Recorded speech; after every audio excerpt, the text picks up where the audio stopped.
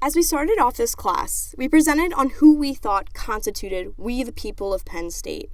My presentation focused on the Penn State Dance Marathon because I believe that Thon is a great example of how Penn State can come together to support and serve others and display values like courage, wisdom, honesty, and strength.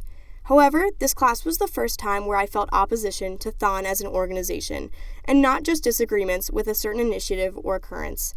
In some ways, I feel like I wasn't given enough credit about being able to see the flaws and problems within Thon. Especially after this year, I have had to take a critical look at Thon's changes and growth. This year, Thon saw dramatic changes in its fundraising and family relations structure, as well as the plans for the future. Most of these decisions came from the Thon Executive Committee, the group of 16 directors, along with university administrators. Because such a small group made the decisions for 15,000 students, controversy and anger has surfaced. Many of these changes started after the death of Tally Sepoy, a sophomore Thon volunteer who was killed in a car accident following a canning weekend. Although the accident was not directly related to canning and was at the fault of the driver, Thon and the university felt it was time to reevaluate canning practices and protocols. As such, an A to Z analysis was started of canning. After the analysis, the final 2 canning weekends were canceled.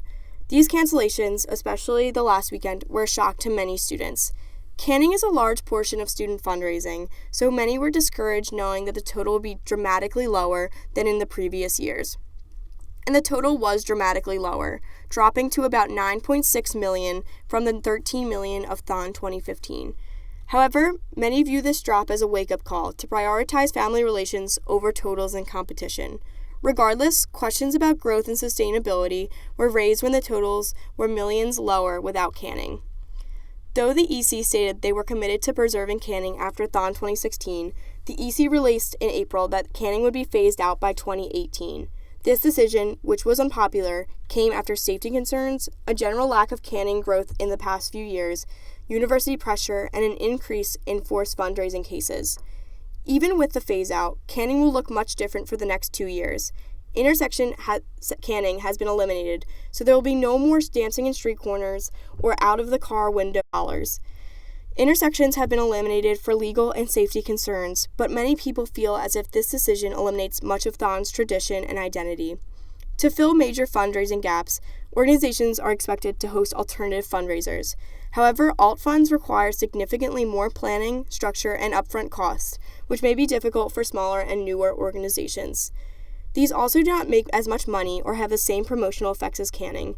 This shift in fundraising is a huge adjustment for organizations and is a point of uncertainty moving forward. Another major point of change in Thon structure is the allotment of passes during Thon weekend. The EC announced recently that families will be divided into 3 categories: active treatment, bereaved, and off treatment, to determine the number of passes their family receives for the final 4 hours of Thon weekend. These changes are needed because the number of 4 Diamonds families has greatly increased in the past several years. With many families not leaving and the BJC not getting any bigger, some changes were needed to comply with floor capacity and fire marshal orders. Over the past 2 years, student volunteers have been cut from the floor, but this hasn't been enough to comply with the rules. Active treatment families will now be entered into a lottery to receive floor passes for the final 4 hours, but guaranteed passes for Friday and Saturday still remain. However, this system makes Thon seem like it isn't as FTK or for the families as we make it out to be, and this has caused a lot of frustration and anger among volunteers and families. The frustration and anger about these decisions have been mostly taken out on the executive committee and university. Questions about transparency and the decision-making process have been raised. How did you reach these decisions? What concerns did you take into account? How do you see us moving forward? I have been lucky enough to be chosen as a Thon chair for a large Thon organization for Thon 2017, so I have seen firsthand the frustrations and tribulations of these changes. I've spent hours in meetings, both late at night and early in the morning, to figure out how to handle these changes, both when internal Thon and the executive committee and our own organization. At one point, I questioned the sustainability of Thon and was angry about the decisions made. In this moment, I decided to look at some of the photos I took as a Thon photographer. I realized that I was getting caught up in the wrong things, and I needed to take a step back to look at the bigger picture. Thon isn't about floor passes or leadership or numbers raised at the end of Thon weekend. Thon is in the little moments of forgetting about cancer. Thon allows kids and families to forget about treatments and the hospital and their disease, even if it's only for 46 hours or during events throughout the year, like the Thon 5K and Family Carnival. To me, these events and these moments are truly magical. Thon lets kids be kids, for which most of these families is pretty rare.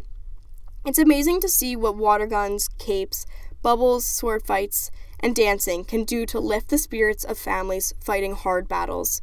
Though small, these are the things that make Thon magical and different from other philanthropic organizations.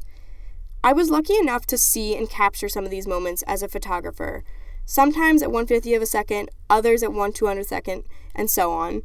I took a look at these moments, and I realized how truly touching and beautiful many of them were.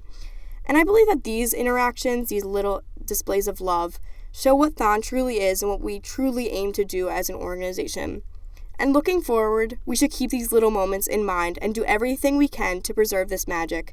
There will always be problems and power struggles and controversy, but we need to dedicate ourselves to prevailing over these issues and keeping Thon magic alive, even if it's unpopular or different. Though a lot has happened in the past few months, I still believe that Thon constitutes we the people of Penn State. I have enjoyed my time being a Thon volunteer, and it's greatly enriched my life, even with frustrations and problems and power struggles. I believe that Thon constitutes we the people of Penn State because even when troubles come our way, we have the capability of working together to create something truly wonderful.